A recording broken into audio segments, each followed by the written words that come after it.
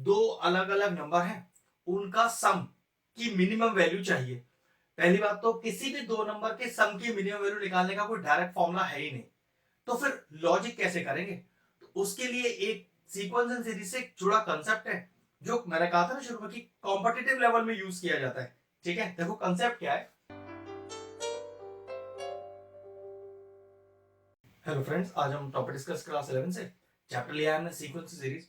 एक बहुत ही इंटरेस्टिंग सा क्वेश्चन लेके आए। इस तरह का क्वेश्चन आपको किसी बुक में तो मिलने वाला नहीं है, और जिस तरह का इसमें कंसेप्ट लगने वाला है ये कॉम्पिटिटिव एग्जाम्स में आने वाले क्वेश्चन है। लेकिन ये क्वेश्चन जहां से मैंने लिया है वो जो क्लास 11 का फाइनल एग्जाम हुआ है उसमें मौजूद था। तो चलिए मैं आपको करके दिखाता हूँ।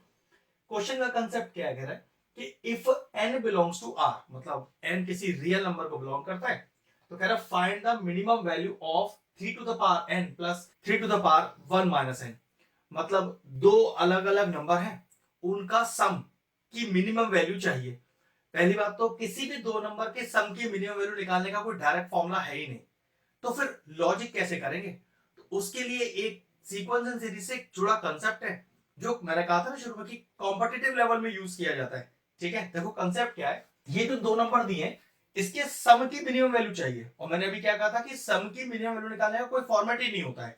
तो एक्चुअल में ऐसे मान के चलो कि ये दो नंबर अगर ए और बी होते, ठीक है ध्यान रखो, अगर ये दो नंबर ए और बी होते, तो सोचो हमने ऐसा सीक्वेंस सीरीज में क्या पढ़ा है कि ए प्लस बी लिखा आ जाए। पहली बात तो पढ़ा ही नहीं है ऐसा कि ए प्लस बी लिखा आ जाए। एक चीज पढ़ी है कि ए प्लस बी बाय 2 लिखा आ जाए, लेकिन दिक्कत है अपॉन में तो कोई 2 है नहीं ना। तो एक बात तो गारंटी है कि ये ए प्लस बी अगर करना हो तो वो तब तक नहीं होगा जब तक डिवाइडेड बाय 2 ना हो, और डिवाइडेड बाय 2 करने के लिए अर्थमेटिक मीन मतलब एम निकालना ही पड़ेगा। वो तो मैं क्या करूंगा, लास्ट में कुछ ऐसा एडजस्टमेंट करूंगा कि 2 यहां से हट जाएगा।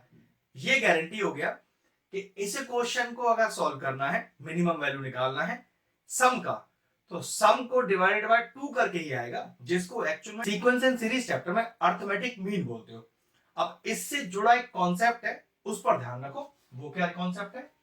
Arithmetic mean is greater than equal to geometric mean is greater than equal to harmonic mean. हाँ, ये कंसेप्ट है जो आपको यहां यूज करना होगा। शुरू में ही कहा ना, क्लास 11th के ये बुक में नहीं मिलेगा क्वेश्चन, ये कॉम्पिटिटिव का ही पार्ट है। अब व्हाट इज ए एम, वो तो मैंने बता दिया आपको, ए प्लस बी बाय 2। भाई बताइए कि अगर दो नंबर हमारे पास ए और बी है, तो उसका अर्थमेटिक मीन का फॉर्मूला क्या होता है? A plus B by 2। फिर मैंने लिखा greater than equal to. Now what is GM? Geometric mean. अगर दो नंबर ए और बी हो तो ज्योमेट्रिक मीन क्या होता है? Under root of A B. भाई इतना तो आपको पता है, अगर आप इस लेवल का क्वेश्चन अटेम्प्ट करना चाह रहे हैं एग्जाम में, तो ये छोटी छोटी बात पता होनी चाहिए।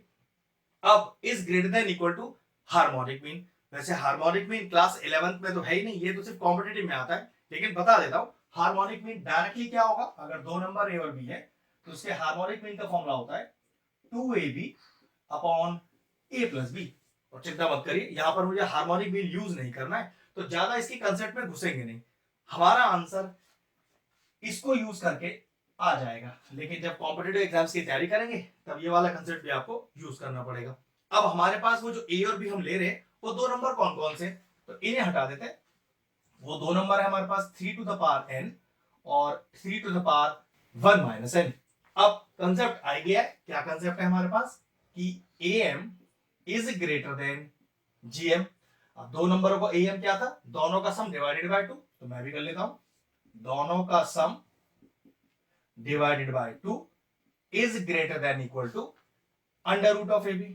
तो अंडर रूट ऑफ दोनों नंबरों का मल्टीप्लीकेशन, तो 3 to the power n into 3 to the power 1 minus n। अब मैंने क्या कहा था, अपने को नीचे बाय 2 नहीं चाहिए ना भाई, अपने को आंसर में बाय 2 का है, तो कोई दिक्कत नहीं है, बाय 2 को क्रॉस मल्टीप्लाई कर दो। 3 to the power n plus 3 to the power 1 minus n greater than equal to, करो cross multiply, 2 into under root of, जरा इसकी पावर तोड़ लेते हैं, तो यहां की बात कर रहा हूं, देखो कैसे, 3 to the power n into ये कितना जाएगा 3 अपॉन 3 की पावर n। करके देख लो वापस, बेस सेम है, बीच में डिवाइड, तो पावर सब्ट्रैक्ट होगा, तो लिखोगे तो आप इसको 3 की पावर 1 माइनस n ना, तो मैंने उसको स्प्लिट कर दिया। अब जरा अगला स्टेप चेक करना, क्या है 3 की पावर n, 3 की पावर n कैंसिल आउट हो जाएगा, तो क्या आ गया हमारे पास 3 की पावर n प्लस 3 की power 1 minus n is greater than equal to twice of √3। Question में क्या कह रहा है, इस एक्सप्रेशन का मिनिमम वैल्यू चाहिए, मतलब कम से कम कितना वैल्यू होगा, ज्यादा या कम की बात नहीं कर रहा। हम क्या कह रहे हैं कि इसी एक्सप्रेशन का कम से कम वैल्यू, मतलब इक्वल टू दिया है ना, कम से कम वैल्यू 2√3 होगा या फिर 2√3 से बड़ा होगा। हमसे पूछा गया है भाई कम से कम वैल्यू क्या होगा, तो लिखेंगे therefore the minimum value of 3 to the power n plus 3 to the power 1 minus n is 2√3। ये बात समझने वाला है। हमारा आंसर आया था कि इस एक्सप्रेशन का वैल्यू या तो 2√3 के बराबर होगा या उससे बड़ा होगा। 2√3 के बराबर होगा या उससे बड़ा होगा। हमें सबसे छोटी वैल्यू चाहिए, तो 2√3 वो सबसे छोटी वैल्यू होगी, उसके बाद तो अब सारी वैल्यू क्या होंगी, बड़ी होंगी। तो मिनिमम वैल्यू क्या हो गया हमारे एक्सप्रेशन का, 2√3। ये एक शानदार कंसेप्ट वाला क्वेश्चन था, 2 मार्क्स की वेटेज का ये आया हुआ था जहां से मैंने इस क्वेश्चन को लिया है। तो ध्यान रखिएगा, कंसेप्ट बहुत अच्छा है। दो टर्म्स का सम का मिनिमम वैल्यू चाहिए। दो टर्म का सम निकालने का कोई डायरेक्ट फॉर्मूला होता ही नहीं है। हम उस सम को तभी यूज कर सकते हैं जब अपॉन में 2 हो।